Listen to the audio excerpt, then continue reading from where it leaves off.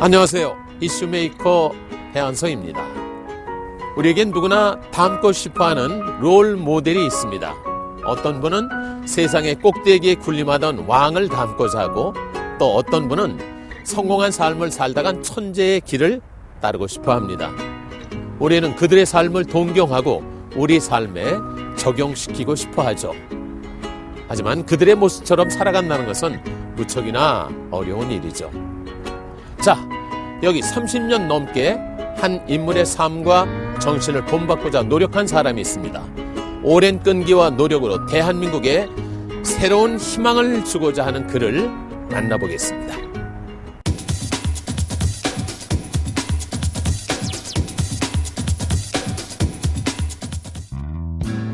푸른 바다와 산으로 둘러싸인 고장 거제.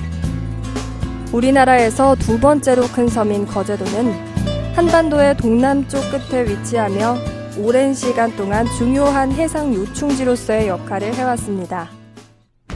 우리나라가 가장 큰 환난에 빠졌던 시기인 임진왜란. 바다 건너 일본의 침략으로 인해 전 국토가 황폐화되고 수많은 백성들이 고통받던 위기의 순간에 첫 승전보를 알리며 희망의 불씨를 되살렸던 곳이 바로 이 거제도 옥포만입니다. 임진왜란의 향방을 결정지었던 중요한 일전, 이 전투를 승리로 이끈 인물은 바로 충무공 이순신이었습니다. 우리는 충무공 이순신의 업적을 기리며 그를 성웅이라 부릅니다. 왕과 관리들마저도 수도를 버리고 도망치기 바빴던 때에 백성들을 구하기 위해 위험 속으로 뛰어든 그의 삶은 이후 수많은 이들에게 좋은 귀감이 되었습니다. 하지만 타인을 위해 스스로를 희생하고 인내하는 삶을 산다는 건 실제로는 무척이나 어려운 일입니다. 이순신이 진정으로 위대한 까닭은 남들은 쉽게 따라하지 못할 삶을 묵묵히 살아갔다는 데에 있습니다. 그리고 여기, 그런 충무공의 삶을 본받아 청렴하고 인내하는 자세를 바탕으로 더 나은 세상, 더 행복한 사회를 위해 노력하고 있는 사람이 있습니다. 우리 민족의 자랑스러운 유산인 충무공 정신을 널리 전파하고 있는 조양상 원장을 이슈메이커에서 만나봅니다.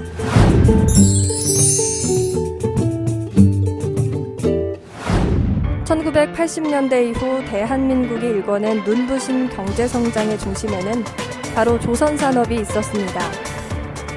한국전쟁 이후 피폐해진 국토에서 맨손으로 일궈낸 조선산업의 기적은 지금은 세계 1, 2위를 다투는 조선 강국, 대한민국의 위치를 만들어냈습니다.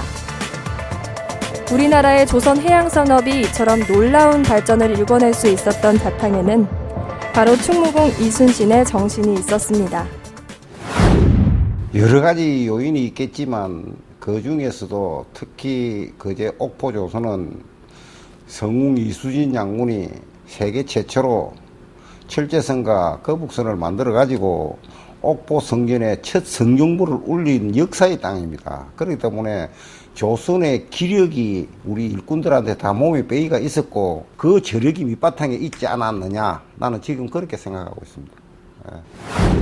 1972년도 첫 삽을 떠서 1981년에 준공된 이 조선업체는 한때 우리나라의 대표적인 악성 노사분규 사업이라 할 만큼 극열한 노사분규를 겪은 회사였는데요. 1990년 이후 25년째 무분규 노사화합을 이어오고 있습니다. 회사와 노동자가 하나 되어 우수한 선박과 해양 플랜트를 생산하는 데 전력 투구하는 모습으로 고객인 선사들에게 믿음과 감동을 주었기에 조선해양왕국도 가능했습니다. 1990년 당시 조합원 12,000명의 동의를 이끌어내며 첫 무분규 서약을 달성하는 데 큰 역할을 했던 인물이 바로 조양상 원장입니다. 노사 관계라든가 노동운동도 결국에는 뭐 일터 사랑 운동이고, 또 일터 안에 속해 있는 뭐 노동자나 뭐 또 경영자나 모두가 사랑해서 뭔가 보람을 얻기 위한 그런 운동이다.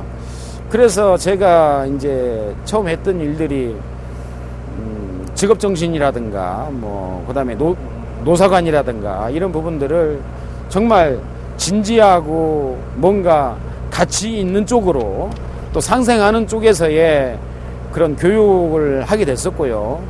도저히 노와 사가 타협점을 못 찾았을 때 저희 사회연합회 멤버가 그때 여직원부터 부장급까지 한 3,500명이 됐는데 일괄 사표를 내고 노와 사를 결국은 설득을 시켜서 3년간 무분교사약을 전 조합원이 하게 됐고 또 그 계기로 조선이 처음으로 이제 무분교를 시작했습니다. 이제 25년이 됐는데 그런 어떤 여파가 우리나라 전 조선소로 파급이 돼서 현재 대한민국의 조선소 노사 관계는 아주 모범적이고요. 아마 그게 대한민국이 조선 해양 왕국이 되는 주춧돌이 됐다고 저는 그렇게 생각을 합니다. 자신의 작은 이익보다는 멀리 있는 공동의 목표를 바라보는 것이 결과적으로는 더 좋은 성과를 이끌어낸다는 사실. 누구나 생각은 하지만 실천할 수 없었던 일을 조 원장은 굳은 의지와 신념으로 일궈냈습니다. 하나의 목표를 달성한 그는 이제 또 다른 목표를 위해 발걸음을 옮기게 되는데요. 그가 눈을 돌린 곳은 백혈병으로 고통받는 아이들을 돕는 일이었습니다. 백혈병에 걸린 아이들을 돕는 활동을 하셨다고 들었는데요. 어떤 활동이었는지. 백혈병 어린이와 그 어머니가 투병하는 그런 다큐멘터리가 방영이 됐는데 정말 그 방송을 보고 너무 가슴이 아파서 제가 병원에 달려갔죠. 돕고 싶다고.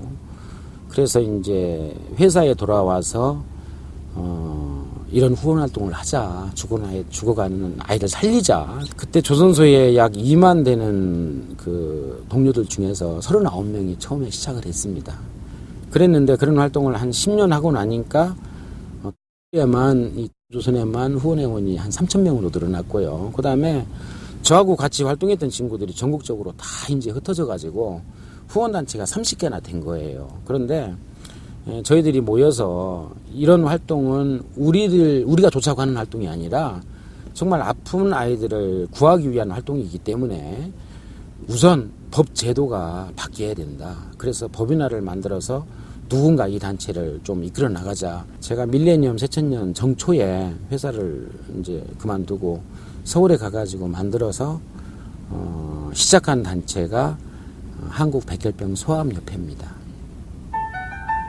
활동을 이어오던 조양상 원장은 후원회 법인화와 함께 지난 20년간의 회사 생활을 정리하고 백혈병 어린이 돕기에 투신하게 됩니다. 2000년 설립된 한국 백혈병 소아암협회의 사무총장을 맡게 된 그는 백방으로 후원자를 찾아보는 동시에 백혈병을 앓고 있는 아이들을 돕기 위한 법 제도 개선을 위해 보건복지부를 설득하는 데 전력을 다합니다. 아주 열악했거든요. 사회복지 제도도 열악했고 그다음에 의료보험 제도 같은 경우에도 150일만 치료받을 수 있고 그 뒤에는 보험 적용이 안 되고 그래서 하루 저녁에 한 병원에 아이들 3명이 죽는 일도 있었고요. 그래서 열심히 했고 그리 열심히 했더만 1년 지나니까 후원금이 한 7억 한 3년 하니까 연간 후원금이 한 20억 그리 됐고 지금도 제가 정말 보람찬 거는 그 어려운 상황에서 전국의 그 백혈병 소아암 어린이들 쉼터인 사랑의 보금자리를 제가 7군데를 만들었거든요. 근데 그 사랑의 보금자리가 현재도 사단법인 한국 백혈병 소아암협회에 기본 재산으로 남아 있습니다. 자신의 작은 이익보다 공공의 커다란 이익을 위해 애쓰는 것. 조양상 회장이 바라는 것은 바로 충무공 이순신의 삶을 본받는 것이었습니다. 누구보다 사람을 아끼고 나라를 사랑했던 충무공의 정신은 그의 삶의 커다란 지표가 되었습니다. 그리고 그의 노력은 2003년 대한민국을 떠들썩하게 만들었던 한 사건을 수습하는 과정에서 빛을 발합니다. 동대문 패션 시장에 큰 획을 그을 것이라 생각됐던 모 쇼핑몰에서 터진 대형 분양 사기 사건. 3,735억 원의 분양금 횡령과 정관계 로비로 이어진 이 사건으로 분양을 받은 계약자들은 하루아침에 투자금을 모두 잃고 길거리로 나앉게 되었습니다. 당시 피해자 수만 해도 무려 3,442명. 조양상 원장 또한 그 피해자 중 한 명이었습니다. 백혈병협회에 일을 하며 생활고를 겪던 그가 자신의 퇴직금과 거제도의 고향집을 팔아 투자를 결정했던 것인데요. 자신의 꿈과 미래가 한순간에 무너져버리는 상황에서도 그는 침착함을 잃지 않았습니다. 피해자 카페에다가 우리가 회생할 수 있는 그런 방안에 대한 글을 몇 편을 올렸었거든요. 근데 첫 총회하는 날 그 글을 듣고 싶어 하는 분들이 많아서 그 이야기를 제가 마이크를 잡게 됐고, 결국에는 3개월만 그 회장하겠다 하고 이제 결국에는 뭐 계약자들이 요청해서 뭐 10년까지 했는데, 제가 그 일을 해냈던 원동력도 지금 돌이켜보면은 충무공 이순신 장군의 필사즉생의 정신으로 일했습니다. 회장을 마치는 날까지 매일 저녁에 인터넷에 공개 일기를 썼습니다. 구첩일기와 같은. 정말 그 일기를 쓰는 심정이 성훈께서 난중일기를 쓰는 그런 기분이셨을 거고, 그 다음에 제가 하루하루 일어나는 모든 일을 그렇게 투명하게 공개를 하고 정말 청렴하게 일하자, 우리 피해를 당했던 그런 계약자들도 저를 믿고 따라줘서 그 쇼핑몰이 2008년도에 완공이 돼가지고 오픈이 되고 했습니다. 영토를 잃은 민족은 재생할 수 있어도 역사를 잃은 민족은 재생할 수 없다는 말이 있습니다. 조양상 원장은 충무공 이순신의 업적과 그 정신이야말로 우리 민족에게 가장 커다란 재산이며 가치라고 말합니다. 이후 옥포에 내려오셔서 문화사업 등 다양한 활동을 하셨다고 알고 있는데요. 현재는 어떤 활동을 하고 계신가요? 충무공이 우리한테 남겨주신 가치 중에서 저는 그걸 한마디로 뭐 박복 후덕이라고 하거든요. 복은 하나도 못 받았지만 덕은 나라를 구할 만큼의 그런 덕을 베풀었습니다. 그리고 그 성훈께서 누리지 못한 복은 우리 후손들 보고 누리라고 했거든요. 어떤 걸 통해서 정말 충무공께서 남기신 위대한 업적이라든가 정신을 인류의 아주 숭고한 가치로 승화시키고, 또 그런 가치를 배우러 전 세계에서 밀물같이 우리 대한민국의 오프만을 찾아올 수 있는 그런 날이 된다면은 충무공의 정신은 역사가 아니라 앞으로 우리 민족을 먹여 살릴 수 있는 그런 정신문화 가치라고 생각하기 때문에 정말 그런 교육 사업을 한번 제 마지막 열정을 불태워보고 싶어서 다시 내려왔습니다. 그 자신은 어떠한 것도 누리지 못했지만 나라와 결애를 위해 커다란 덕을 베풀었던 충무공 이순신의 정신. 우리 민족문화의 보물과도 같은 그의 숭고한 정신을 잇고자 조양상 원장은 오늘도 고심에 고심을 거듭하고 있습니다. 원장님께서 계획하고 계신 성웅 이순신 장군의 정신문화 창달 사업을 어떻게 전개하실지 궁금합니다. 예, 성웅 충무공 이순신 장군에 관한 책을 집필하고 있거든요. 그래서 그 책이 요 책인데, 우선 책을 써서 공감대 형성이 되면은 저는 정말 오프만을 바라보는 아주 좋은 곳에 초대형 거북선 건축물을 져서 우리 국민 모두, 그 다음에 전 세계 충무공을 존경하는 그런 분들, 또 그 해군들, 이런 분들이 와서 교육받을 수 있게끔 하고요. 뜻 있는 분들과 함께 모여서 충무공께서 임진왜란 때 첫 승전을 울렸던 오프만에 정말 대한민국이 세계 어디에 내놔도 자랑스러운 그런 교육 정신문화 도장을 하나 만들어서 길이 충무공의 업을 이어가는 그런 사업에 정말 전념을 다하고 싶어요. 조양상 원장이 그토록 지키고자 하는 것들은 무척이나 어렵고 힘든 일입니다. 민족과 결애를 위해 충무공 이순신이 걸어갔던 길을 그 또한 따라 걷고자 합니다. 자신의 작은 이익보다는 더 많은 이들을 위한 변혁과 개선의 작업. 그가 목표로 삼고 달려나가고자 하는 일들에는 진정으로 나라를 위하는 그의 진실한 마음이 담겨 있습니다.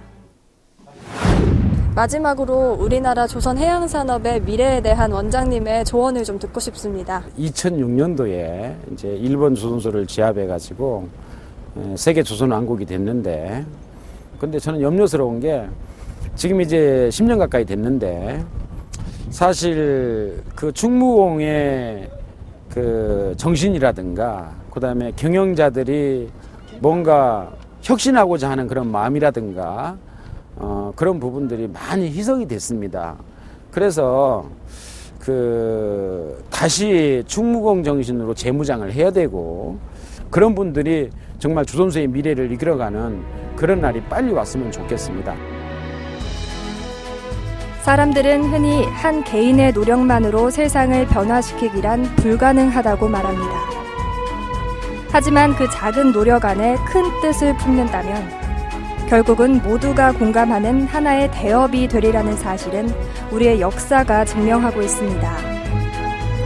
우리 민족의 문화와 정신을 지키고 알리는 일에 혼신을 다 바치고자 하는 조양상 원장의 마음이 오랜 역사 속에 하나의 빛나는 기록으로 남게 되기를 바랍니다.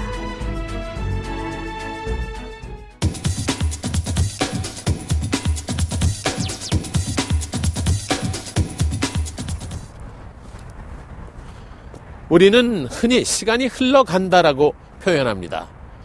우리의 인생이 흐르는 물과 같아서 상류에서 하류로 흘러가 버리는 것이라고 말이죠. 하지만 그 강을 따라 내려가 보면 커다란 바다가 나옵니다. 우리가 흘려보낸 줄 알았던 시간들이 그곳에 가득 채워져 있는 것이죠. 인생은 흘러가는 것이 아니라 어딘가에 채워진다는 것이죠. Climbing to the top, will throw myself up